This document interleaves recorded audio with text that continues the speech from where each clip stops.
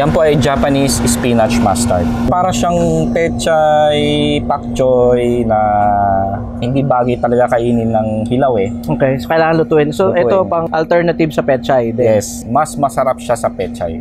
At paano nyo naman po na-discover ito? Ilan bang farm na sa Pilipinas ang meron nito? Actually, wala akong idea kung ilan na nagtatanim. Pero meron din naman nagtatanim ng ganito. Natuwa lang kasi kami talaga sa kanya kasi madali siyang alagaan tapos masarap siya talaga. Actually, mine-maintain lang namin siya. Malakas din siya makbenta, mabenta rin siya. Oh, marami na rin nakakakilala. Yes, kahit na linilabel na lang as spinach, actually hindi siya talaga spinach, pero yun na lang yung pagkakakilala ng mga customers namin sa kanya. Magkano naman ito na-bebenta per gram? Ito nagkakahalaga ng 250 per kilo. So not so bad din yung presyo. Yes, so compared sa pechay, which is napakamura, malaki naman kasi difference talaga sa lasa. Masarap talaga siya. First time ko lang din nakakita ng ganitong klase ng vegetable.